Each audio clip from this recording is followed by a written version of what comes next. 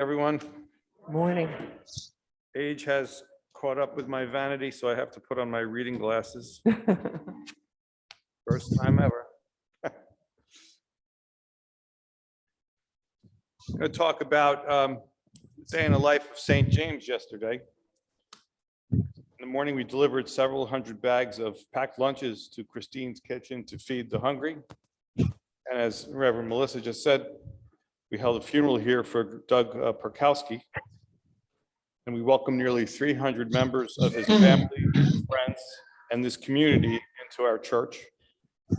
And Reverend Melissa, you were at your absolute very best, offering comfort and hope to the grieving people. And somewhere on the battlefields of eastern Ukraine, we saved the life of a Ukrainian soldier. And if not yesterday, the day before, or the day before that, or one of the unforeseen tomorrows of this excruciatingly horrible war. As most of you know, just said, I've just returned from my 5th trip to Ukraine, and each time I have had your hand on my back, spiritually and financially, to extend the reach of St. James, as always, to where it is the most good. We were, as a community, in Poland at the very beginning, when women and children, by the literal millions, were fleeing Russian tanks and artillery that destroyed their homes while their husbands, fathers, and sons transported them to safer places, sorted donated boxes of food and clothes and medicine for them. Most important, in those first crucial days, we delivered much needed hope, and that we understood their pain and would not forget them, and that we share their Christian values. And as we say in our collect for the community, there is no boundary or condition to our love and commitment to God and to our neighbor, no matter who they should be. And so we have gone 5,000 miles to bring humanitarian aid to bombed out villages and towns in the path of Russians' failed attempt to capture Kyiv. We've paid for such staples as salt and grains and delivered basic household items to replace things the Russian soldiers have stolen in their retreat. We packed battle-worthy first aid kits, brought tourniquets and warm weather gear. We financed industrial-sized rolls of fleece that Ukrainian seamstresses are turning into warm clothing for their soldiers.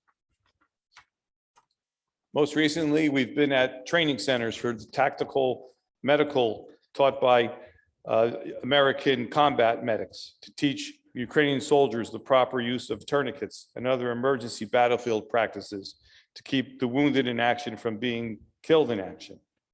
We financed those tourniquets, and we are financing several of those medics. I'm so proud and honored to be your emissary on this continuing ministry.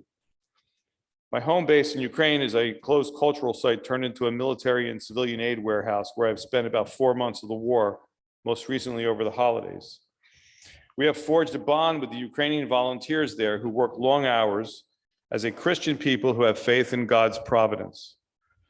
When I last left, they asked me to send an American flag to hang alongside the Ukrainian Polish flags in the main warehouse of the room to signify the united front of these 3 nations.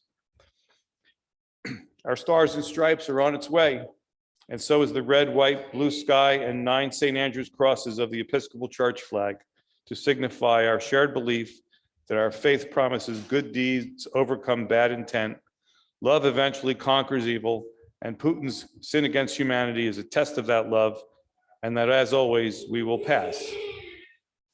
Now, that was supposed to be the end of the Stewardship Minute. A pretty good line, a pretty good exit line, I thought. But Reverend Audrey received an advanced copy of this talk and likened it to the Isaiah Bible verse, "I am here, Lord, send me." And I think that better sums it up. We are here, Lord, all of us at St. James. Send us again and again and again, as you always have. Thank you. Amen.